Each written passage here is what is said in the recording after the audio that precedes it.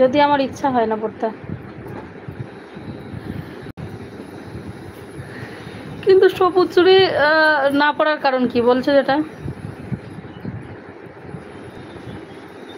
সবাই তো শ্রাবণ মাস আসলে সবুজ চুড়ি পড়ছে, সব এখন নেট দুনিয়ায় দেখো ফোনে, মানে এই যে কি একটা হিড়িক পড়ে যখন মানুষ দেখে যেটা।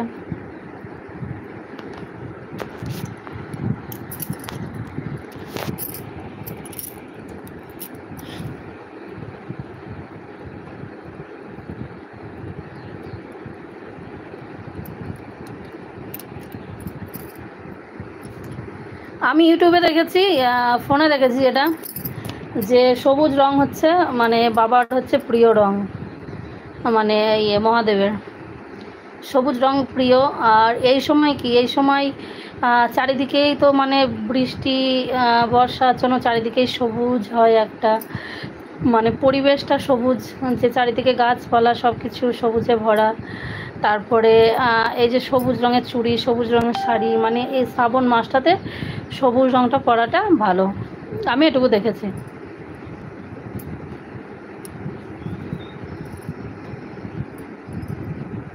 মানে সবুজ জিনিস পরলে ভগবান মানে ইয়ে মহাদেব খুশি হয়। আমি আমার নিজস্ব জ্ঞান নেই, আমি ইউটিউবে দেখেছি, ইউটিউবে অনেক সার্চ করলাম, যে চ্যানেলগুলো যেগুলো ভক্তি ইয়ে চ্যানেল, সেখানে দেখেছি। আর তারপরে আবার বিভিন্ন ধরনের, যেরকম আমি ভিডিও করি আর একজন ভিডিও করে, এরকম লোকেরাও দিয়েছে এই স্বামীর মঙ্গল হয়, এই সংসারের উন্নতি হয়, এই হয় তাই হয়, হ্যাঁ না তা না, যে যার মত সে তার মত পোষণ করেছে।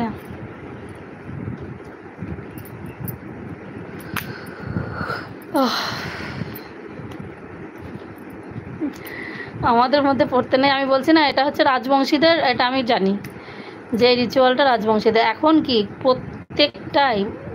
প্রত্যেকটা যা ধর্ম বর্ণ নির্বিশেষে তো এক একজনদের এক একটা রিচুয়াল আছে। কিন্তু এখন দেখা দেখি ব্যাপারটা এমনই এসছে, ফোন এসে মানে এই এটা ওরা করছে, যেরকম এই যে গলায় সিঁদুর দিচ্ছে এখন দেখছে, এটাও আমি ফোনে দেখেছি। অন্য একটা কোনো এই যেরকম কি ওটা মতুয়া না কি কারা জানি না, ওরাই মনে হয় দেয় মতুয়ারা, মানে ওরা দেয়। এবার ওইটা দেখা দেখি সবাই এখন গলায় ফোঁটা দেওয়া একটা উঠেছে। আমার ফোঁটা মোটা দিতে কোথাও ভালো লাগে না, কোনো রকম সিঁদুর একটুখানি পরি, না পড়লে নয়। এই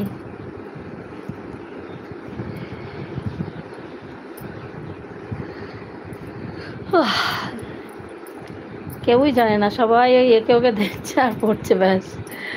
এসব হচ্ছে কি কোনো ব্যাপার না, এসব হচ্ছে কি ওই ব্যবসাদারদের লাভ করে। যেরকম কাঁচের ছুরিতে প্রায় বিলুপ্ত হয়ে গিয়েছিল, একদম মানে একমাত্র মুসলিমরা ছাড়া পড়তো না। মানে কাঁচের চুড়ি একটা সময় আমরা ছোটোবেলায় আমি এমনি চুড়ি টুড়ি খুব কম পড়েছি, মানে পড়িনি বললেই হয়, খুব ছোটোবেলায় পড়েছি। কিন্তু ছোটোবেলায় কি এই গ্রামে কোনো মেলা টেলা হলে, দোকান আসলে প্রচুর কাঁচের চুড়ি আসতো।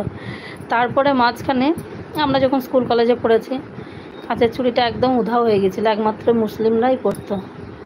কিন্তু এই হয়ে এখন আবার কাঁচের চুড়ির কারখানা মনে হয় একটু লাভের মুখ দেখছে ওরা, ওদের মানে একদম ডাউন হয়ে যাওয়া ব্যবসাটা একটু উন্নতি হচ্ছে এখন, ভালোই মানে ওদের বেচা কেনা হচ্ছে, এটাই একটা ব্যাপার।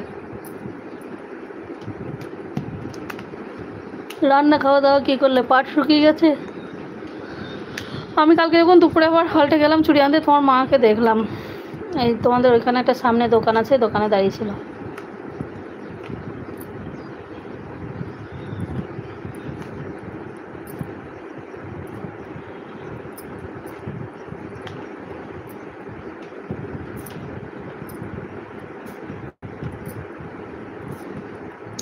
পরশু রাত্রিতে গিয়েছিলাম আমরা সুমন্তদের বাড়িতে ডাক্তারের কাছে ইঞ্জেকশন নিতে।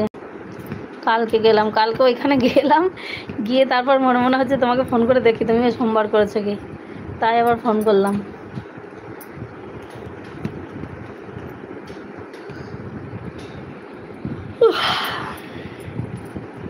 আর তখন যাবো কী করে, তখন 10টার উপর মনে হয় বাজে, আবার ও স্কুলে যাবে। আমাদের তো বাড়িতে কোনো রকম নামিয়ে দিয়ে চলে গেল।